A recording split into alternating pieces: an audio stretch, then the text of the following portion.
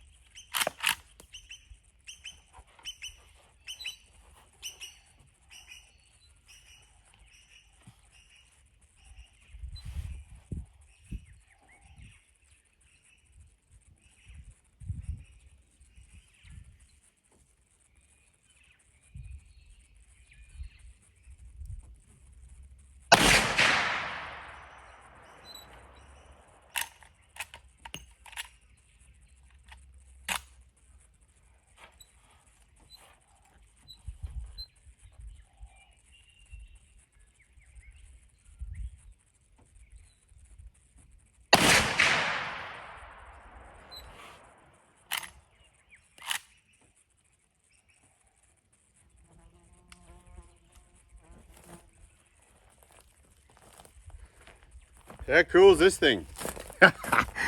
We'll go and check out this 100-yard group. I'm not sure if I'm even hitting the target, but she's iron sights. So we'll go and have a look.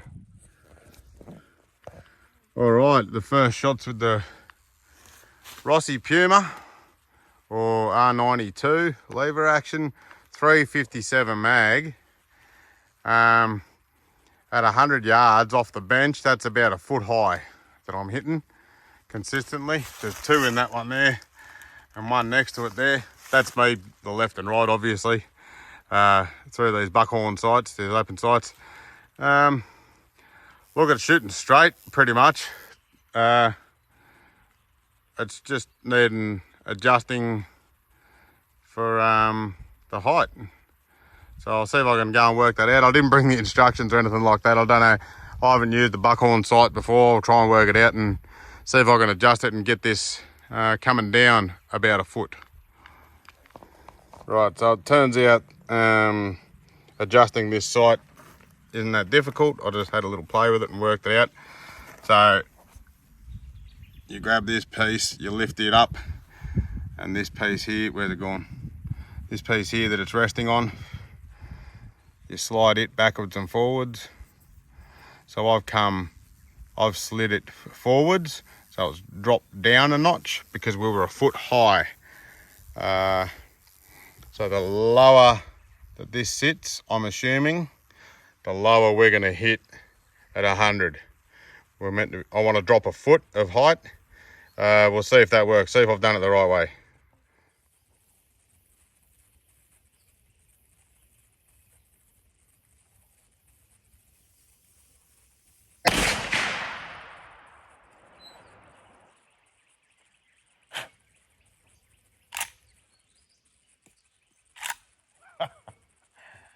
That's cool.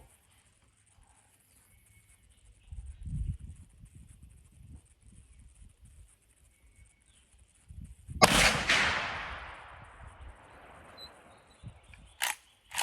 think that was high.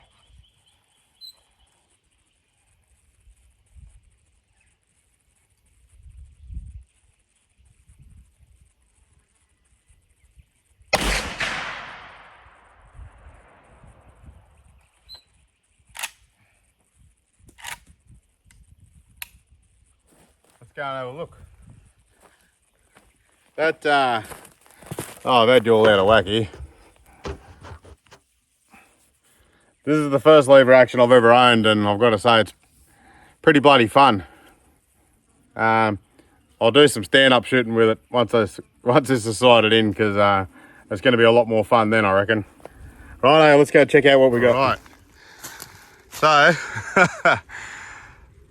I'm pretty happy with that one. I've obviously got another 2 here by the look of that. So, I'm not sure whether I'm still high and I'll just fluke that last one. Maybe my technique isn't consistent enough. That'd be a good guess, because it's my first time using this rifle. I might send another 3 with it adjusted where it is and just see where they land again. And I'll try and be consistent with the way that I'm shooting it and the technique and everything, and yeah, we'll see what happens again. Send another 3 down. All right, I feel like I did some better shots then.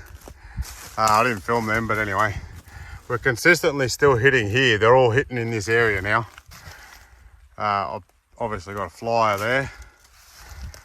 there. Went to the right. They're all sort of leaning to the right.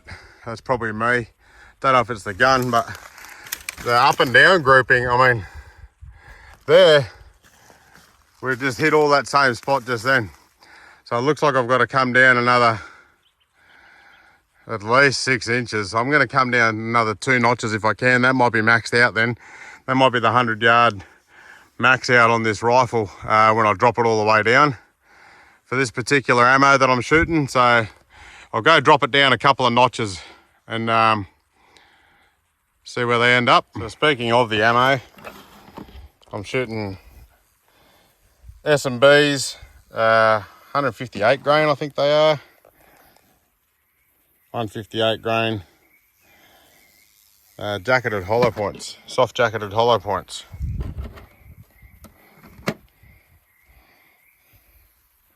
So we can get that.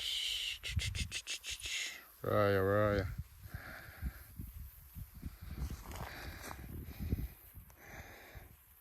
This is what we're shooting here.